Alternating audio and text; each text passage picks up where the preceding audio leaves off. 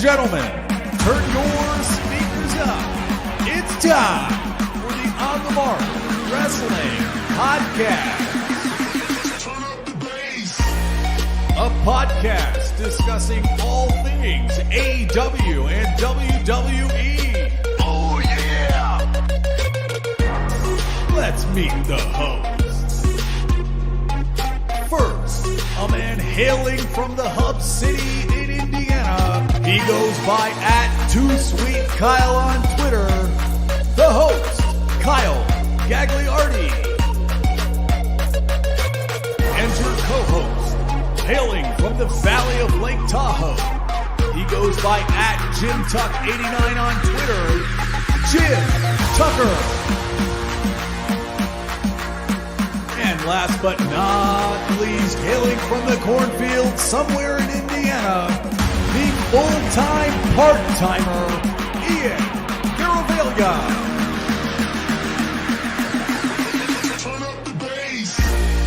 Be sure to follow us on Twitter, TikTok, and Instagram @PodOnTheMark.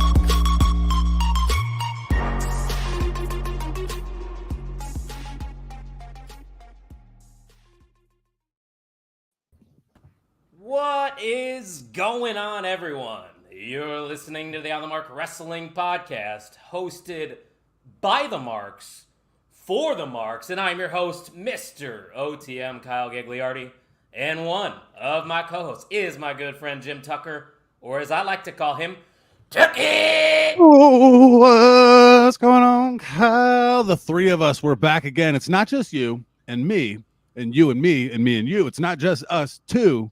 We are joined by @Ian Garavaglia, the podcast son. Ian, what's up, dog? What's up, dog? I was going to say, Tuck, I don't think I have been a son since you've been back on the podcast at the same time as me. So weird reading it. Yeah, don't worry about it. It'll be explained, I'm sure, at some point. Yeah, if you're not paying attention to what's going on with the main event mixers on the Main Event Wrestling Network, then you're probably confused. But Ian has adopted the role as podcast son because we know the co-host of the Wrestling Junkies is the podcast father himself. So Weird. That's the connection there if you didn't know. But speaking of sons, Tuck, I know you got a newborn over there. How's our boy Augie doing? Dude, killing it. Had the 2-week checkup yesterday with the pediatrician. 60th percentile in height, 50th percentile in like waist, Yes. 93rd percentile in size of head. Dude's got a melon. So Great people have you love to see it, but it's cool, dude. He's we're kind of routine and pattern. Took him out for a walk yesterday. Slept the whole time. We're working. It's fun. Just kind of little new every day.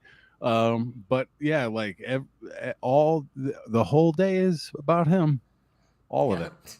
That's what happens when you have a kid, and that's why I've managed to stay single this whole time. I'm going to use that as an excuse. Nailed it.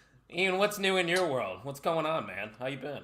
I got big things planned, and just kind of, I won't say anything here as of yet. Yeah, I gotta keep it on the low for now, but big things are planned, life decision wise. But I'm still going, still working. Now I'm working 50 hours a week, so yeah. And he's still a bitch, everyone. So we It's definitely got that going for him as well. Dirk Bogus, congrats, new daddy. He's giving a shout to Tucky over there. Dirk, thanks for stopping by. Kynes in the house, he said, did someone say 5 weeks in a row? Who's hotter? Not nada. Ain't no one hotter than Top Dollar. Well, you're not Top Dollar, so you're Did somebody say Andre Chase? Weird. Nope. Nobody said Andre Chase, but Chase U is back, which we love to see. So we got Kyle, Ian, and Tucky. Yeah, we got a full house tonight, guys. The OTM trio is back together in the saddle. We've had a lot of wrestling news over the past months. I mean, you could even say the whole entire calendar year. But for once, it kind of feels like a slow week. Anybody else getting that vibe? No, it's called normal. It's a normal week. It just hasn't carried the turbulence as some of the past weeks. Just a solid Raw, Dynamite happened, just wrestling.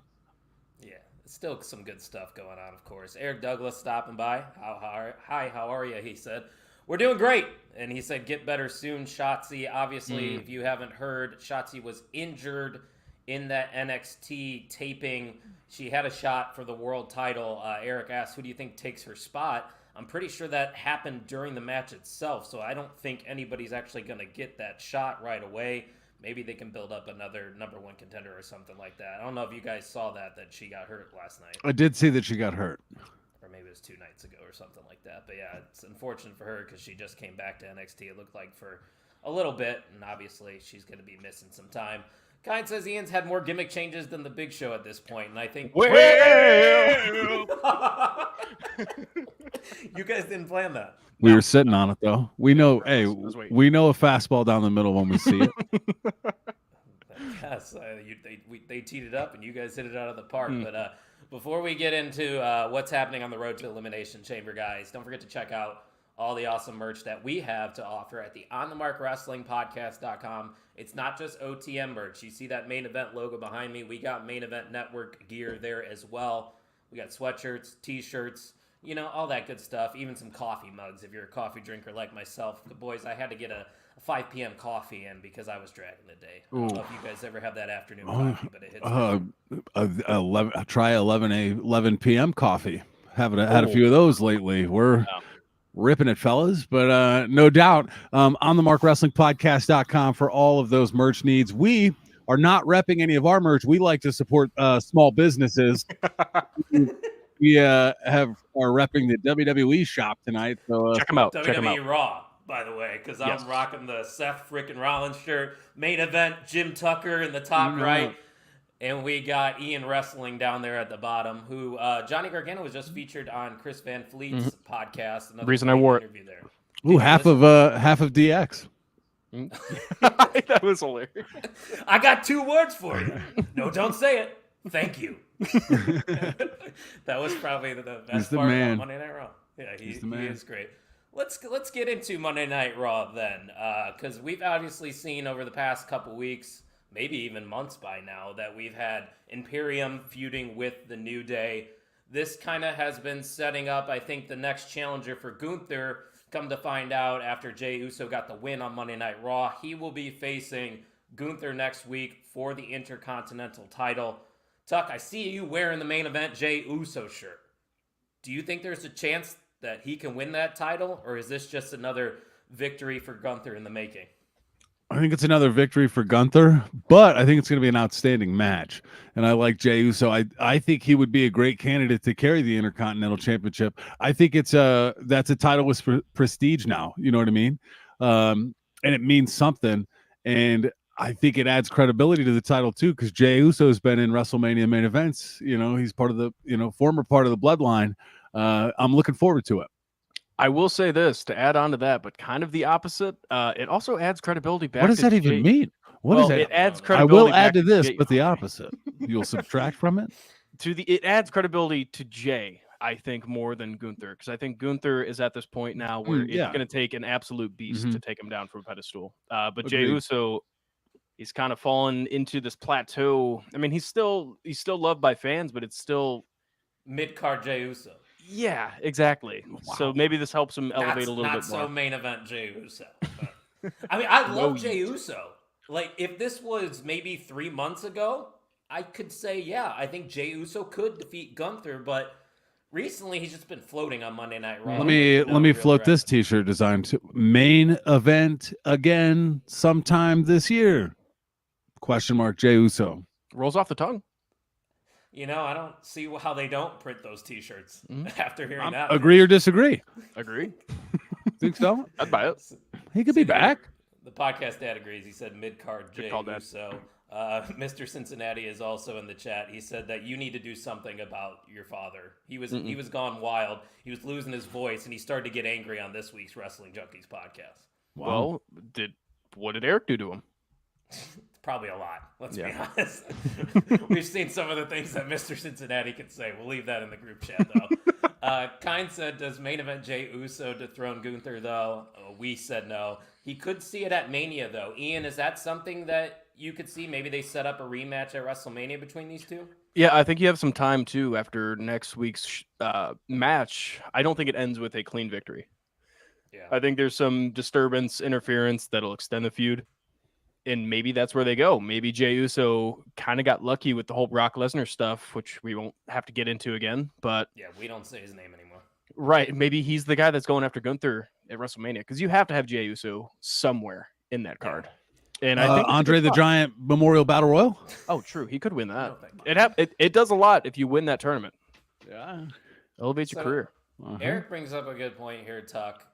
We talked about it too over the past couple months, how we really think that Jey versus Jimmy would be an awesome match to do at WrestleMania. But if Jay's kind of in the Intercontinental title scene, maybe that doesn't happen. But Eric's going all the way back to the Royal Rumble here, saying that they still botched the Rumble, not having them involved in the elimination with each other. Would you agree? I don't know if they botched it. I think they're doing the long play with Jimmy and Jay because right now they don't need it for everything else to still cook. And I could see Jimmy and Jay being the main event of one of these pay-per-views of a fast lane elimination chamber. You've got the gimmick matches, but the payback, like those kind of B-level pay-per-views that now they're seemingly taking overseas to get even bigger pops.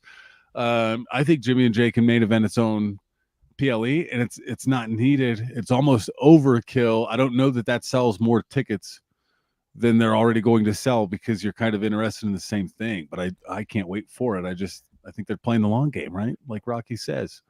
Yeah, and I think the main event's going to carry a lot of weight for WrestleMania. I think a lot of time and attention is going to be paid to specifically Roman versus Cody, or whatever they decide to do with Seth Rollins and The Rock. But the kind saying that we're going to add BL's name to the now thou shall not be named list alongside of Meek Mahan, as we should call him. I think that's what Matt Hardy used to call him that, or something. Is that Mick Mahone? I like that. There we go. This is an interesting comment. What do we think about maybe Braun versus Gunther for the Intercontinental Championship? Gunther still retains, right? But would you like to see that match? I guess I'm ready for Gunther to start, getting on that main event scene, hopefully heading towards Cody. That'd be a good program. To be honest though, I don't want to see Gunther just straight up drop the title. I think if he that's moves what I'm saying. He has to. Braun wouldn't do it, right? Yeah. And I don't know. Yeah, like you said, I don't know who does it. I would not be. I would be happy with a Jay title victory at Mania if it goes to that point. Yeah. If I'm being completely honest.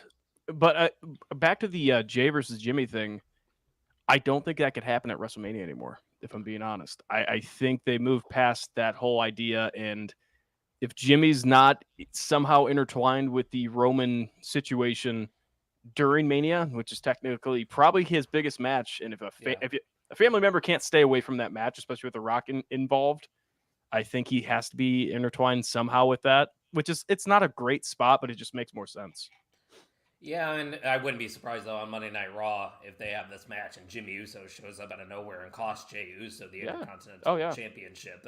And that's how you set up the program right there. I do still kind of agree with Mr. Cincinnati, though. I think you had an opportunity in the Rumble to create something, but maybe that was intentional because they don't have plans of doing Jimmy versus Jay, kind of like what Tuck was saying.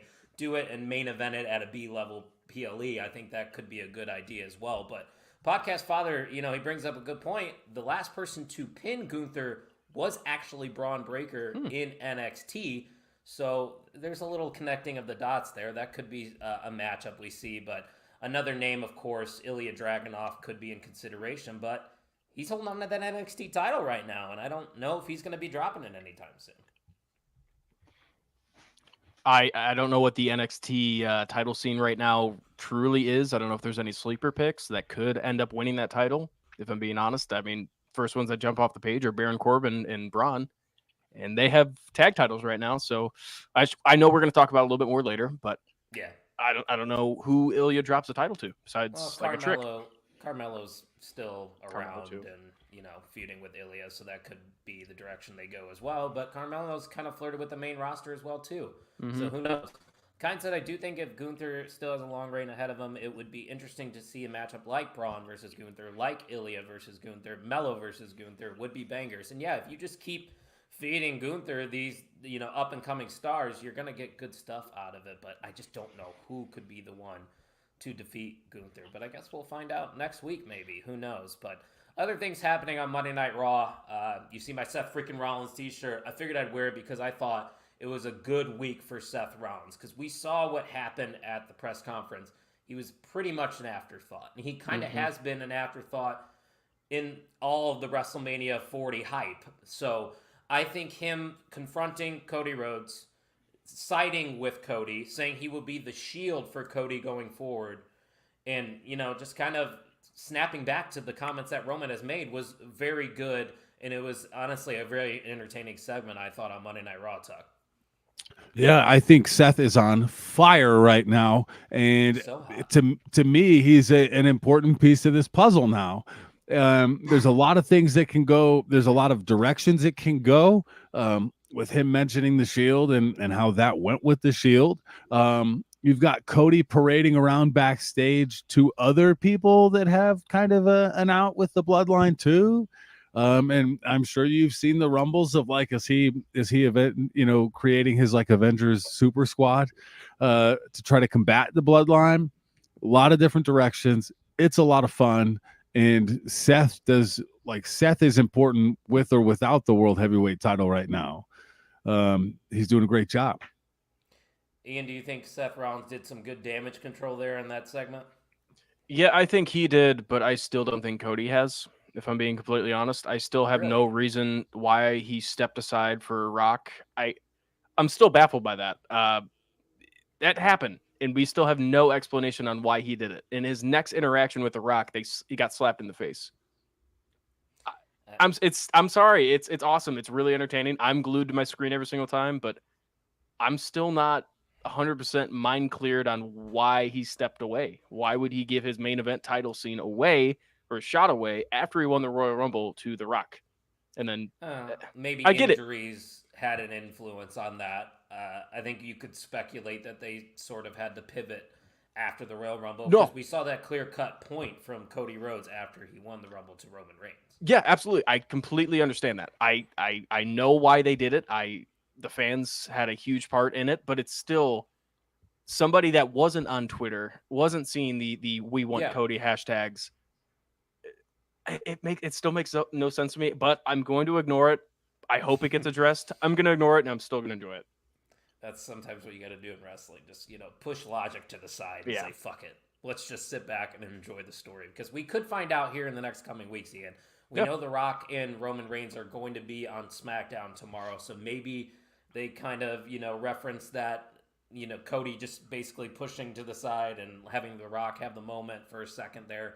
Maybe we'll get more context on that. Who knows? But like Kine was even saying it too. He said maybe we find out tomorrow. Cody said he's going to hit Rock back next time he sees him. And we've got Roman and Rock tomorrow on SmackDown. So it definitely could happen. Temple Plays is in the house. He said, evening, lads. Temple, thanks for stopping by, sir. Appreciate it. Tuck, anything else that you kind of took away from that segment? No, other than Seth, as he was stepping down the stairs, he looked at Cody and he said, let me know. So like the offer's out there, agree or disagree. So Michael Cole's also spent time talking about and playing the footage of Rock saying something to Cody in the ring and how people don't know what was said. I think that's a chip that if they don't have it set in stone, they can't create, right? So there's a layer there that Cody comes out, Rock, you said this to me, and then I got to thinking, it's not broken for me yet, and I'm excited about it. I don't really care. I do understand the confusion. Maybe the confusion's not the word, Ian, because I know you understand what's going on. But wanting that reasoning, that's fair. But maybe we are going to get it soon. I guess time will tell with that one. But obviously, we are just a week away from the Elimination Chamber. A lot of qualifying matches are going down. We don't need to go, match by match, but let's touch on the people that we know are already in both of the chamber matches. You got Bobby Lashley, Randy Orton, Drew McIntyre, and L.A. Knight. Yeah. In the Elimination Chamber, guys. Just the men's chamber itself right now, we only got 4 out of 6. Ian, it's pretty stacked. Loaded. Still missing that high flyer. So Dom, Ricochet, Dom, maybe. I don't know. still, yeah, no, all 4 of those, I would not be mad if they won. Yeah, I don't think Lashley has a chance just because he's got a story going on with Cross. I don't think you could ever count out Randy Orton. Obviously, Drew's probably the favorite, but Tuck, if you want to, the WWE wants to throw us a curveball, I think an LA Knight Seth Rollins match at WrestleMania wouldn't be a bad idea. No, I think it would be dope. I think I still like the LA Knight Logan Paul idea too. I was, you know, I was just about to say that. I think Logan Paul weasels his way into this match, and that's how it gets set up. Yeah, he does have, I think, a qualifying match tomorrow night on SmackDown, so maybe that's how he gets in. There it is. Good job, Ian. You're paying attention. I appreciate it. Simple place that I wouldn't be mad at Rollins versus McIntyre versus Zayn, a triple threat for the WWE World title. Tuck, how would you feel about that? Because obviously, Sami Zayn is on a losing streak right now, so he definitely would have to get a big win eventually in the next coming weeks. Yeah, I'm fine with Rollins versus McIntyre, unless they superheat up Zayn pretty quick, I think. Yeah, and Kind says, there's still so many things that can happen, but I agree with Ian. For a casual guy, it's confusing if you've only watched SmackDown and Raw. And he also goes on to say, I think for a high flyer, we want a Ricochet because he's the type of guy that can do crazy stuff. Montez last year went crazy diving off the roof. Hopefully we get Ricochet in this match. But the thing is, I don't think Ricochet's even a part of the qualifying matches, so there's no way he's going to get in here. Oh. Yeah. Tuck talked about it on the main event mixer. He said Montez Ford would be a great participant in this match, and that kind of doesn't super make sense with Lashley though, because they're paired, so it does make sense. But like when you look at it, Bronson Reed's out, Ivar's out, Sami Zayn's out, right? Yeah. Is AJ Styles in? He lost the first one, I think. Eliminated. Yeah. Yeah. So you've got Dominic Mysterio, Logan Paul. Wait, what are the last 2 matches? Last 2 qualifying? Yeah, Logan Paul versus, is it Kevin Owens? Kevin Owens is a part of this, so I would think that he is a part of it. Let me see. And I'm trying to think of the last person. Chat, help us out. And Eric might be right. There could be a last chance match as well. Okay. They typically lean into those last chance matches. I will say, now that we're talking about high flyers in the... Kind's got us. Okay. Dom versus Kevin Owens and Miz versus Logan Paul. Oh, okay. I don't hate that. So I was going to... Dom and Logan Paul, yeah. Yeah. I was going to say just really quick, I saw in my Twitter feed today, now that we're talking about high flyers in the Elimination Chamber, it was Lince Dorado doing a backflip off the top of the cage, and I forgot how insane that was to watch. Lucha House Party was in a tag team Elimination Chamber match. They were hot. Well, no, you don't remember the Lucha. Well, the entire arena was loud for him. I just remember that. I mean, I'm not going to lie to you. I've done the Lucha Channel too. Oh, yeah. I also have done a raid with my brother Ian at the SmackDown. Raid! We love the Viking Raiders. Temple Play is in the house. Said if they don't do the tag team match, they could do The Rock versus a Triple H guy. We never got The Rock versus Randy Orton in WWE. That could be a dream match. I like what Temple's cooking up there, Tuck. The Rock versus Randy Orton would definitely put some butts in seats. No kidding. I'm in agreement. Yeah, that's. How do you get there, though? I love they kind of are setting it up right now. Like he's saying, The Rock and Triple H are going back on the microphone. They did it at the press conference. So maybe The Rock says, I don't have a match at WrestleMania. Why don't you put one up your guys and see if they can defeat me? And he gets Randy. Don't hate it. That's something. And then on the women's side of things, we know we have Liv Morgan, Bianca Belair, and Becky Lynch, all former world champions in that match. But I think we talked about it on Sunday, Tuck. It still feels fairly obvious who is going to be coming out of that women's chamber. Yeah, I think it's going to be. I think the money's on Becky right now, right? Mm-hmm.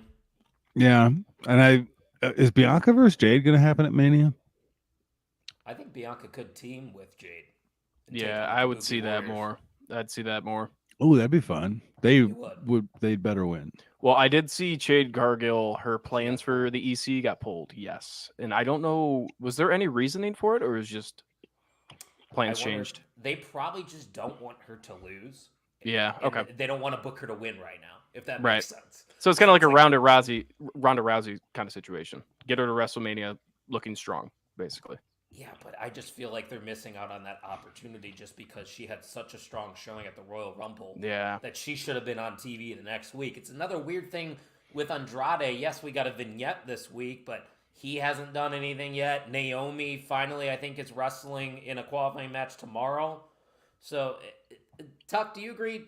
Jade probably, I think, should be on the Elimination Chamber card. I don't care if she loses. She doesn't need to. She's still protected if she loses in the Chamber, I think. I don't think she needs to be on it.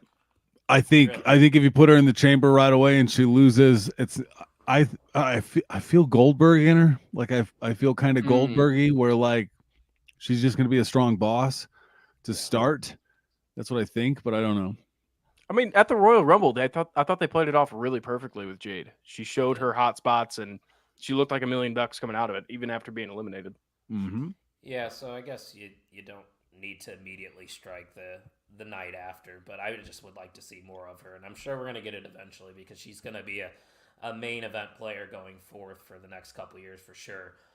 Kind says, all I know is if Tiffany wins her qualifying match, we are feasting. Within a month, she debuted at the Rumble, won her debut on SmackDown, and gets into the big chamber match to the Tiffy top. I'm curious, Kind, if you can inform me on who Tiffany is facing. Then I can tell you if she's going to be in the chamber or not, because I'm kind of forgetting. There's just so much wrestling that happens. Got a tweet from Roman Reigns about 40 minutes ago. He tweeted at you? He didn't tweet at me. Oh. He's acknowledging he sent a tweet to his people, and it says, tomorrow night, everything changes. Hashtag SmackDown at The Rock. Wow. Oh, boy. Tomorrow night. Are they changing the card? Is he going to have a match? Everything changes. Let's not go crazy. The chamber shot was actually Kalisto. It was the first ever tag team chamber match. Oh, that's a fun fact right there. In Kind saying her match is against Zelina Vega. Tiffany is winning. Sadly. I mean, Tiffany is probably winning, but I'd rather see Zelina in the chamber. I think Zelina could do some fun things. I wish they could give her something. I really Me think they too. missed the ball with her with that backlash. It was perfect. It was written there. Obviously, I don't think she was going to beat Rhea Ripley at that show, but you could have capitalized on the momentum after doing something, because I think Zelina Vega is a very underutilized talent, but Tiffany Stratton could also do some fun things in the Elimination Chamber, of course. But enough talking about the main roster. There is one thing I want to touch on from NXT, because other than the main event, I really didn't care for this week's show. But we do have new NXT Tag Team Champions, the winners of the Dusty Classic, Braun Breaker and Baron Corbin. The Wolf Dogs are now at the top of the NXT Tag Team division. I think we talked about this too on some past shows on how the NXT Tag division isn't what it once was just because a lot of people are getting called up. But Tuck, I think having two vets, I shouldn't say two vets, you got a vet in Baron Corbin and an established NXT guy in Braun Breaker, that even if this run is for a couple weeks, I think it's going to benefit in the long run for NXT. Yeah, and it's fun. It gives something for Baron Corbin to do, kind of boosts his resume a little bit. The two of them might make a return to the main roster together, maybe. So I'm enjoying it too, because I think Braun Breaker is starting to show a little bit of range, where he's not very one-dimensional. He's been in tags. Like, I think he's legit. I don't think he's overrated. No. And a lot of people are like, hey, why don't we just call him a Steiner when he gets called up? I feel like he's already made a name for himself as Braun Breaker, Ian. Yeah, I mean, I talked that you said that he's breaking out a little bit. I know you're a big workout guy, obviously. Do you watch Celtic Warrior workouts? Yeah, that I haven't seen his though. I would watch it because that man is very entertaining and very charismatic. And after watching that video, like halfway through it, I was like, okay, this guy genuinely might be legit. He might be something on the main roster because he has a lot of personality. He's got that dog in him. He's got that dog. WWE has a lot of dogs. I've said it before. I'll say it again. Yeah, best spear in the business. I don't even think it's up for debate, man. That thing is nasty. But let's run to the chat real quick. We got a couple comments. Kind goes on to say that's the exact reason we need a women's mid-card belt. Zelina was so over, And because she didn't win against Rhea, they ended up having her fizzle out. A mid-card title would be interesting, but I kind of feel like with the women's tag team division that they're starting to build up, that there wouldn't be enough TV time for a mid-card title. But maybe I'm wrong. Eric says he would love a Sammy in the Bank. Yeah, that would be some good stuff, especially if he's on a losing streak up until Money in the Bank, and then he wins that, and that's how he gets into the world title scene. That would be good. I also like this comment here from Temple Place. He said, save Bianca versus Jade at SummerSlam. You do Jade versus Nia at Mania for Jade's first match. And then you can do Bianca versus Tiffany Stratton at Mania 41, I'm sure he meant. Talk about cooking in the kitchen. Look at Temple Place, boys. Interjection. He said Jade versus Nia Jax is a safe option. Please no, I don't want her getting hurt. I know Nia Jax has been a lot better recently, but wouldn't reference it as a safe option. So I think he meant safe in regards to the feud. Fair. Establish more credibility Ian for Jade. Is right, though. Ian is right. Yeah. Safe and Nia don't go in the same sentence. But I agree with Ian. Nia's been doing some good stuff lately. Yeah. She ain't going to beat Rhea, but that could be a good first match for Jade at WrestleMania. Kind's loving it. He said, Wolf Dog's on top. Woof, woof. Just barking like a dog. You love to see it. And yeah, Kind is also backing up what Ian said. That is not safe, sir. Jade would be injured after that match. Yeah, so he picked up what you were putting down. But yeah, I think that's about all I have in the news about WWE this week, unless you guys can think of anything. Nothing. Nada. They're in a great spot. Nada. All right, let's finish up with some AEW Dynamite then. Happened on Valentine's Day last night. Of course, I was by myself eating ice cream and watching it by myself, per usual. Shout out to Mr. Augie. Augie hooked her up with a coffee, some chocolates, and a new coffee mug. So shout out to Augie for hooking it up. Good boy. Love that. Mm-hmm. Also, I would love for you to share what Mista had to say about All Elite Wrestling. All right, ladies and gentlemen, let me introduce you to my wife, Mr. Townsell Tucker. 10 out of 10, great lady. Not obsessed with wrestling, but I would say into it. Right? We'll go to shows. We'll always go to a show with me. Has been to pay-per-views, Raws, went to New Japan with me, has been in Indies in Crown Point, Indiana. She's like into it, but doesn't watch religiously. And as we watched AEW last night, she said, AEW just doesn't do it for me. It's just matches. And I think that's pretty accurate. It's fair. Yeah. A little bit. I went on to say that I sort of agree with her because, like, going back to sort of what Ian was saying, if you're a casual viewer in WWE, blah, yada, yada, yada, if you're a casual fan tuning into AEW, you don't know why these two are fighting. If you watch weekly, yeah, you understand why Dax and Moxley are fighting, but I don't comprehend that if I missed the last couple weeks of Dynamite. That's why I like when WWE sometimes is overbearing about it. They shove replays in your face, but that is perfect for the casual because if you're tuning in for the first time in months, you're like, oh, so that's why Bronson Reed is fighting so-and-so. That's why DIY is in the tag team title scene. If you tune into Dynamite, you really don't know. So I sort of get that criticism there from Mista. Ian, do you think that's a fair take? No, it's a fair take. I've just been lucky enough to be watching it from the beginning, so I'm locked in. I can see why it's hard to get into because there are times if I miss a week and I tune back in next week and I don't try to recap anything, try to jump right back into it. It's a little weird, and that's just tough. A week break. Yeah, so I get it. We do keep it up. We're us three keep up with it weekly, so we obviously know what's going on. But let's go to that opening match between Dax Harwood and Moxley. I thought this was a good way to start off Dynamite. You know, AEW is very good at just starting hot with a good wrestling match. They always go right into it, no promo whatsoever. Moxley and Harwood, it didn't disappoint. I wouldn't say it was an awesome match, Ian, but you got to enjoy what those two were able to do. That was, I think I texted, I said it was two hosses going at each other, and that's exactly what we got. Dax kissed Moxley, and Moxley returned the favor with a kiss to Dax. That was a weird start to the match, but they ended up slapping their meat. So, yeah, went from kissing to slapping meat, and it got a little bloody. Yo. Oh God! I didn't even put the last part in. Clip that. Someone clip that. We'll let the AI generate that clip for us later. God, that's a visual I won't be able to get out of my head. Kyne's got a question. Tucky, did your woman happen to notice the amount of elderly men in AEW, aka all elderly wrestling? No, she is kind of amused that the people that were kind of people in WWE are in AEW and they're not that kind of people. Right. Kind of enjoyed the match as well as an AEW realist.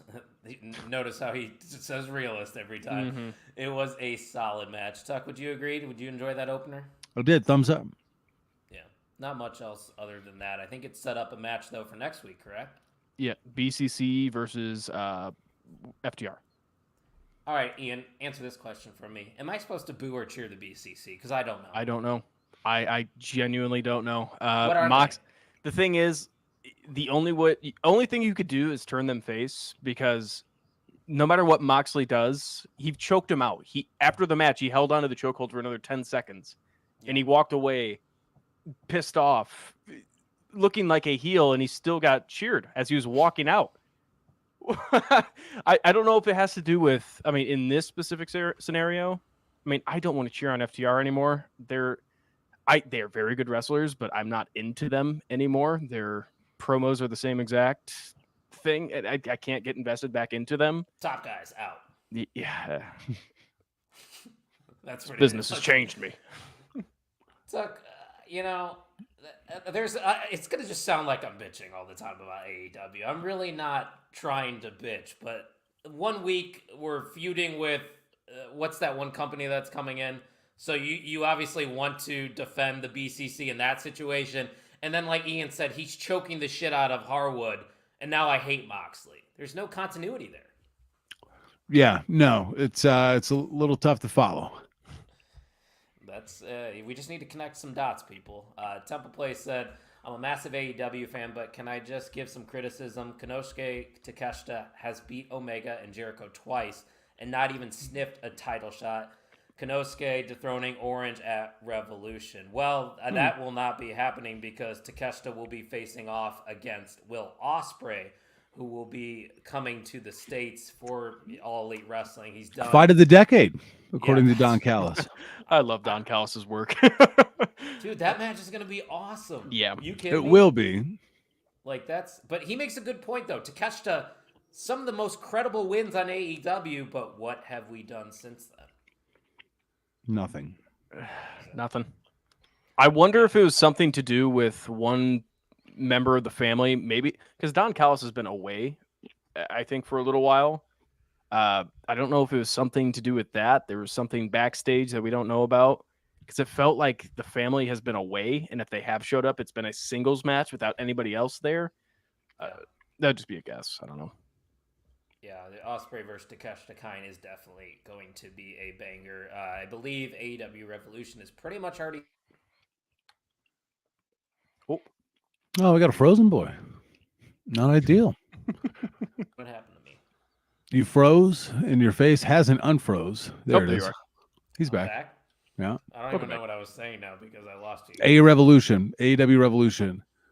Yeah, Seems like the card is done. Were you going to say no, it's going to be I was good? probably saying the reason they sold out is because Sting's last match, but I think it could be a very good pay-per-view. But They do well with their pay-per-views. Like, just watch the pay-per-views. That's it. What's Eric talking about here? Corbin didn't say it. What does that mean? Anybody know? I don't know. Eric, I'm going to need some context on that one, my friend. Kind of. He didn't say it, though. He did not. You know, guys, I got a problem, though. Another problem with AEW. Here we go. That's a funny comment. I got to pull that up. Kyle spent too long with Mr. Cincinnati. He's caught the freezing screen on The Frozone. The Frozone. Gotta love Frozone over there. But, guys, we got a Wardlow problem. Yeah. Why this? What year is this? 2024. AEW's been around since 2019, and we're still giving Wardlow squash matches. Tell me what that is doing for him. All right, I'm going to give you the whole list. I'm going to start now. Oh, gosh. That's the list. It's doing nothing. Yeah. Ian, this guy has so much potential. Wardlow should be a world champion one day, but he's still squashing, the podcast father and all those people, all those jabronis. And easy. MJF, 5 power bombs, double or nothing. First match of the night. We'll see ya. Okay. I think the issue with Wardlow is probably his on-screen persona. I don't think he has a lot to show charismatic-wise. I will say they missed the boat with the MJF stuff. He could have been white hot, or he was white hot when he beat MJF and turned on him. That was the moment, and I think that boat has sailed. I genuinely, if there's a couple guys in AEW that I think would flourish in WWE, like just with a fresh restart. Let's start from ground zero, work back up. It's guys like him. It's guys like Ricky Starks. Maybe even a Daniel Garcia. I mean, but I think Daniel Garcia. I should have said that like 3 months ago. He is. I do want to talk about Daniel Garcia later. Oh, we will be talking about Daniel Garcia. I didn't want to spend too much time on the negatives, but I do know that I think Wardlow's finished at AEW. I don't think there's no recovering. I really don't. Yeah. They fumbled the bag with him, and it's unfortunate. But we are getting some context finally. Corbin said he wasn't going to say Wolf Dogs unless they won the belts, and then he ended up saying it, Wolf Dogs' name, when they won the belts. So that's what they're talking about there. Temple goes on to say, can I just say in my defiance here that there is no British guys in the BCC and I'm British. The fuck? Yeah. Good point. I mean, tell us when he's telling lies, Yeah, exactly. A list of nothing. Wardlow deserves more than squash matches. Treating him like Veer Mahan. Give him a real feud. That's a name we haven't heard in a while. Veer. But it's a fair comparison. Tony has Wardlow on flames, and rather than throw some petrol on it, it got a fire extinguisher. It's gas. Petrol. Gas. Yeah. That's he needs a fresh restart. Did you guys see the messed up documentary where the dude set his girlfriend on fire? What? Yeah. What? Dude got mad at old girl, doused her in gas, set her on fire. What is that on? What Netflix streaming? or Netflix or Peacock, and she lived like 24 months, almost 2 years after, and was like the reason he was committed to homicide, like committed a murder. Yeah, it was wild. And now we're back. Murder. Anyway, sometimes we talk wrestling, sometimes we talk murder. A lot of time with the baby, dude. He's gonna be a true crime guy for sure. Good to just know. tell him all these stories. Mm-hmm. Yep. We got one more comment rolling in. Kind said Tucky switched the subject in a crazy way. I did not expect to come out of it with that statement. Yeah, to be honest with you, Kind, I did not expect that either. But we got it, and you're gonna take it, and you're gonna like it. I haven't talked to a lot of people in the last 2 weeks. Okay. Aren't you teaching, or did you get a couple weeks off? I'm off all of February, brother. Gang, gang. Oh, paternity leave. I need a baby. Hi. He's like, it's just me, oops. All day by myself. Actually, Masa and her whole family is like super helpful, so I can't complain at all. But it's been good. Yeah, that's good. Let's go into something that Ian wanted to talk about. You talked about Daniel Garcia a little bit ago. I agree with you. I think he's been great. This match with Adam Copeland, we didn't get a finish, but I think you can kind of see in the direction we're headed here. Oh, it cooked. This match from top to bottom cooked. And I was listening to Busted Open when Daniel Garcia came on to the show, talked about the match before it happened. It was the day of. And you could tell how excited he was, but at the same time, how comfortable he was. Yeah. So it kind of shows that he's almost ready for that spotlight. I mean, he doesn't look like an absolute powerhouse or a superstar, but he acts like it. He wrestles like it. One thing I did notice during this match, just from like a really looking at the match, I'm not going to say like fundamentally wise, like actually wrestling, but Garcia, at a lot of the times, he was taking control of the match and where it was going. There's a lot of times where Copeland tried to steer the ship on what to do next, and Garcia would do something. And it worked. That match was beautiful. And especially at the end, I thought the no decision was perfect. I hope this is leading to Daniel Garcia for the title at Revolution. One-on-one or in a triple threat? One-on-one. Okay. See, I'm thinking this is headed towards a triple threat, but I don't know if you want to stack Revolution with multiple triple threats. I think you just leave it to the world title and that's it. But Daniel Garcia is an interesting subject, Tuck, because this is a guy that, for the most part was just on TV occasionally, but now we've been seeing him every single week. He's got momentum. He steps into the ring with a first ballot Hall of Famer, and I think he shined. I agree with Ian. I would like to see Daniel Garcia maybe get a crack at Christian. Well, and here's the thing: we've kind of been critical on Edge's run or position in AEW, but one of the things that he did mention coming over was working with new guys and younger guys, and he really gave it to Garcia in this light. I don't know that it's been super effective knocking everyone out of the park, but Garcia knew what he had and took advantage of the opportunity. Do you think a one-on-one match would be preferred? Yeah. Mm-hmm. Garcia and Christian Cage. Yeah, maybe eventually Copeland can get another crack at Christian. Is that kind of your thought process, Ian? Is that Copeland's probably not done with Christian? That maybe they're just going to wait and revisit it? I think he's written off TV for a little while, which is perfect. I think he did get the concerto. He got the concerto. It could leave him off for a month. I mean, he's been wrestling every single week against young talent. And I want to say this real quick. Tuck, I'm glad you brought that up with people criticizing Copeland's run. They obviously have not been watching Collision. They obviously don't watch TV. They just go onto Twitter and say, "Oh, I don't see any viral clips of Copeland calling out WWE or something or having some big moment." He's been wrestling the young talent and putting on really good matches. And that's exactly what he came in to do. And he's having fun doing it. And I like watching him wrestle. So I'm not complaining. Yeah. And it's not just your typical former WWE guy getting shoehorned right into the main event. He's actually elevating talent.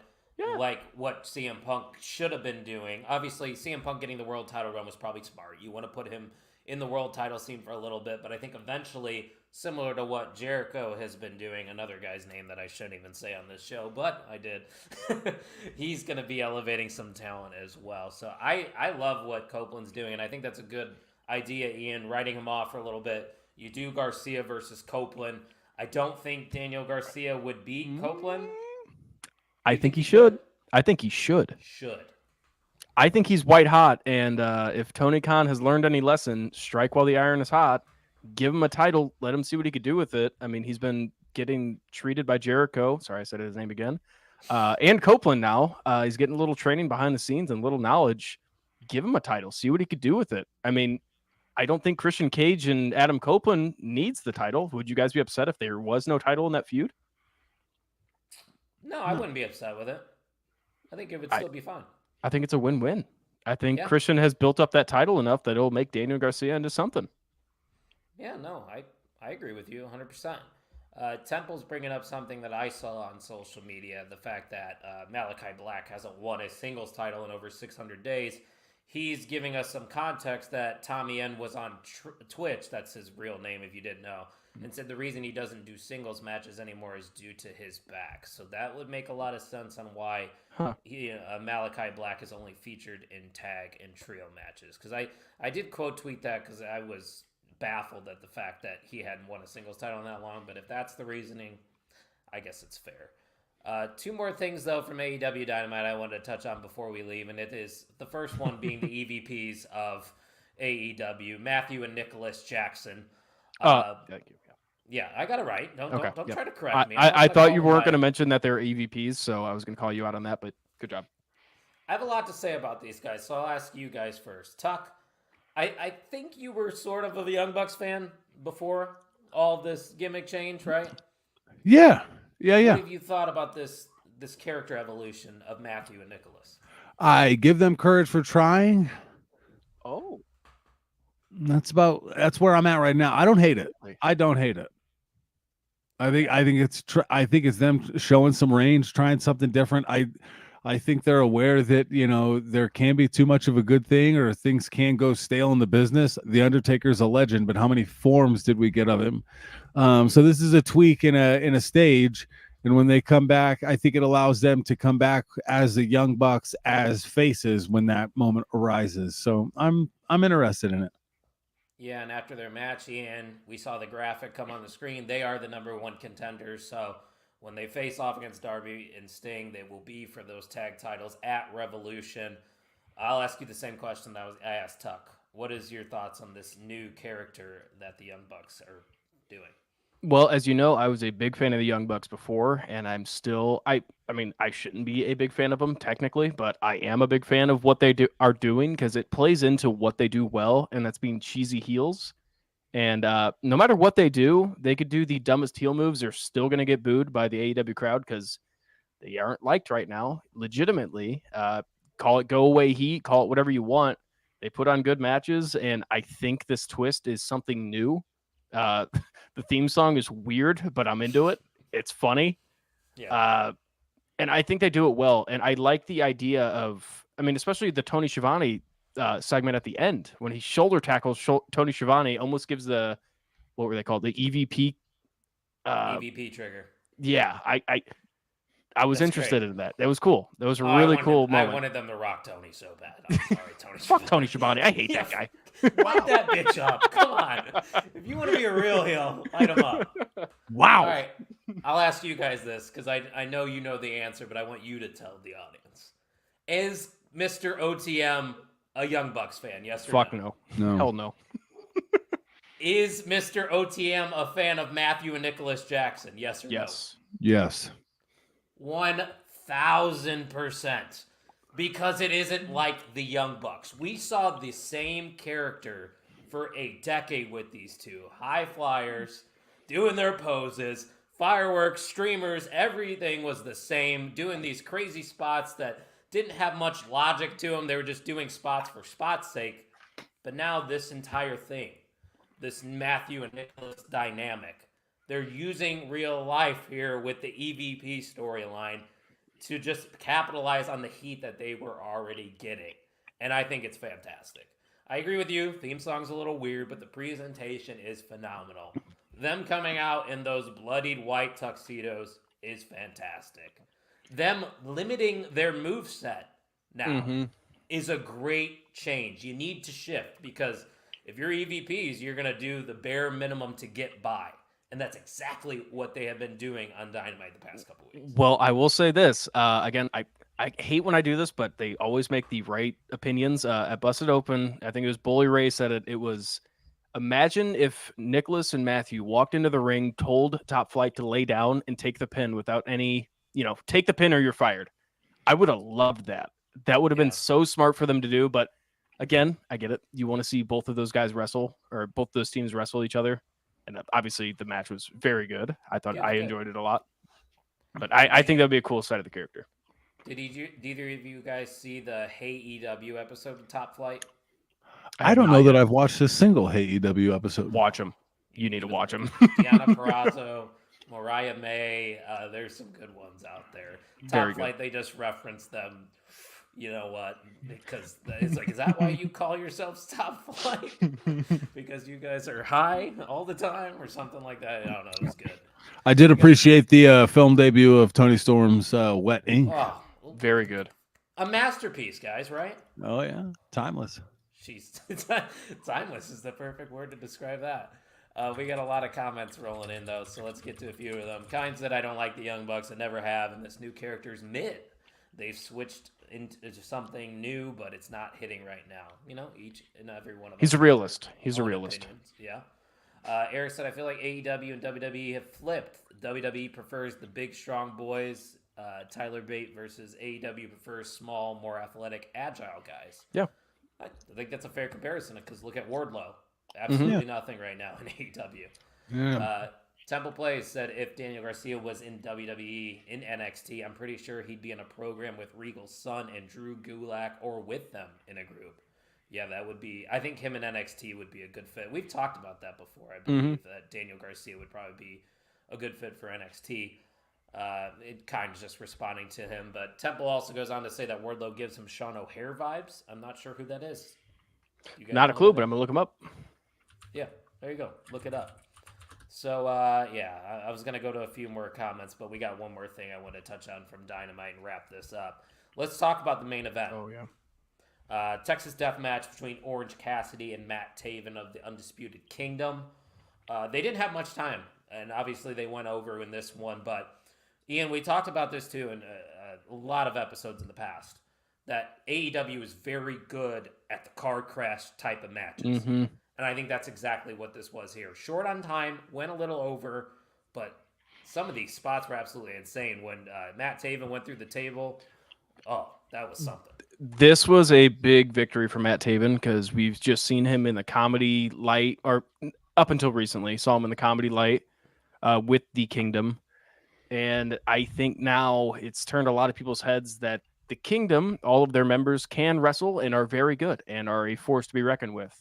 And again, going back to it, Orange Cassidy just putting everybody over and showcasing every single talent on that roster.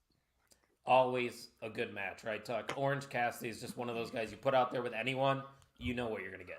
A great bout machine. I was interested because I haven't tuned into Dynamite. Like, it wasn't following the why Matt Taven is in a main event, but we got to the end of the show and those two are the main event, and I was like, okay, it's a title shot, okay, I guess. But Taven earned it, and again, like Ian mentioned, it establishes credibility for the Kingdom. Like now they're starting to build everybody up.